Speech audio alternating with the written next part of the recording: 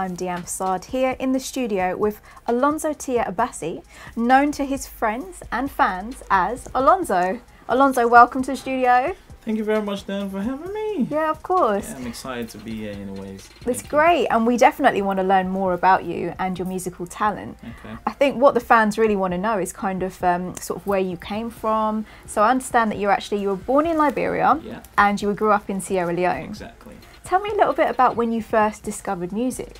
Yeah, I mean, when I was a kid, I was always connected to music. I mean, I've always been a fan of musicians, some great artists like Michael Jackson. Yeah. I remember I used to imitate Michael Jackson. I always see myself carrying something, whatever I could lay my hands on. Yeah. You know what I mean? Using it as a microphone and standing in front of the mirror, dancing, you know, them kind of things. So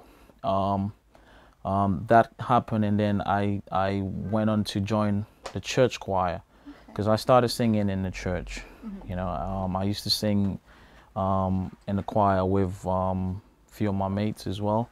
We had a group, a male group called the Maranatha Voices. Okay. We used to sing in the church choir. But then what actually got me more interested into music was when I took part in a competition held by an American embassy in Liberia. So they had a competition where they wanted people to do song on HIV AIDS awareness. So I took part in the competition, and then I happened to win the competition, and then they sent me into the studio for the first time, you know, to record the song. So when I got into the studio, it was really nice, you know, just the experience, you know, from making the beats, from taking the vocals, and then having my own original track. You know, that experience kind of like drew me into the music thing, and since then it's never stopped. So you basically got your first taste at that point. Exactly. And obviously you had to write a song, as you said, for AIDS awareness. Yeah. What was your song called, or what was your inspiration? It was called AIDS is Real. I mean, before then I was actually writing a lot of songs. You know, I'm more into writing. I mean, I'm a very good songwriter. So most of the time, like before that competition, I'd written a lot of songs. So when the opportunity came, I took it, and I said, you know what, let me write something about HIV awareness. And when I wrote the song, and then the judges went through it, and they selected my song as the winning song. That must have been quite a good feeling with your first little taster there. It was a really, really good feeling. The fact that I was able to produce that track, you know, in a professional studio, and the fact that I was able to be recognized as the winner of that competition and singing the song to a lot of people. And then the most important thing was for me to hear the song being played on all the radio stations in Liberia. That was like something big for me. Definitely a big moment, and obviously a career changing for you as well. It was a career changer. So after that moment, what sort of things did you start to do? Did you start to write more? Yeah, I mean, I started writing more songs, and most of the time I'll go to perform in talent shows. So there were lots of talent shows around the country where I'd go and showcase my talent. At that time, I used to perform on like instrumentals done by other artists. So we just used to take the beat, because we never had the opportunity or whatever it is to go into the studio and start making our own beats at the time. So we used to go and sing on instrumentals during talent shows, and I kept doing that, and then until I started going into the studio. When I had that experience, and then I moved over to Nigeria, and it was in Nigeria that I actually started going into the studio. And since then, studio has been my favorite place to be. Definitely, which means you're probably at home right now. Exactly. No, it's great. And obviously from Nigeria, and then you started to get representation, and your career started to go from strength to strength. Exactly. And you had tracks like Liberian Angel as well, which was a big hit. Tell me, mama, tell them say I don't go London to look for me angel. Tell me, Papa, tell him say I don't go, I don't go London, no, to look for me angel. Please tell me, Granny, tell him say I don't go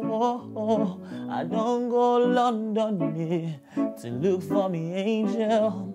Wanna go tell DJ Boxy, tell him say I don't go, I don't go, I don't go, I don't go, I am going out, I'm going out to look for me angel. I am going out, I'm going out. Tell us a little bit about the story behind Liberian Angel. So when I was in Nigeria, I recorded a lot of songs, to be honest. I did more than 15 tracks, and Liberian Angel was one of the songs that I recorded in Nigeria at the time. I just wanted to, because I was mainly into R&B kind of thing, you know, so I just wanted a song that appreciates Liberian women, you know, so Liberian Angel was basically a song that appreciates Liberian women, how pretty they look and how good they are, you know. That's the kind of thing that I wanted to I wanted to talk about.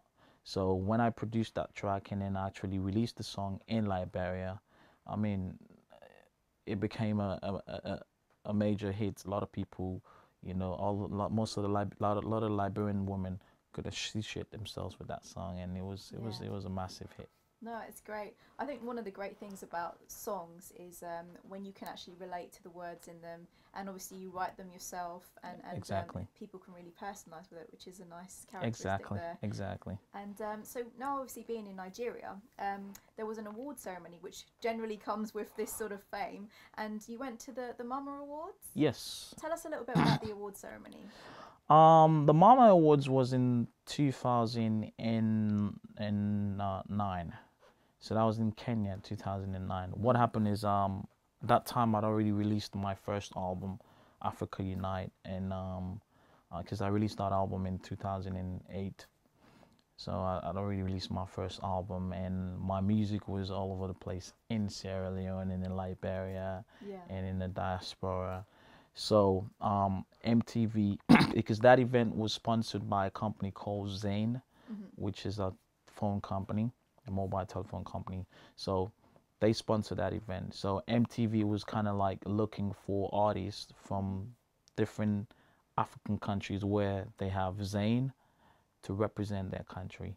Right. So because I was living in Sierra Leone, you know what I mean, and then they came to Sierra Leone. They're like, we want you to go and represent Sierra Leone. You know, it was shocking for me when I got the invitation, when I got the letter from MTV saying, dear Alonzo, you know what I mean, we want you to come and represent Sierra Leone because we think you're the most favorite Sierra Leonean artist. Yeah. So it was a big thing to me. I still can't really get my head around it, because at the end of the day, that experience was a life. Definitely an achievement.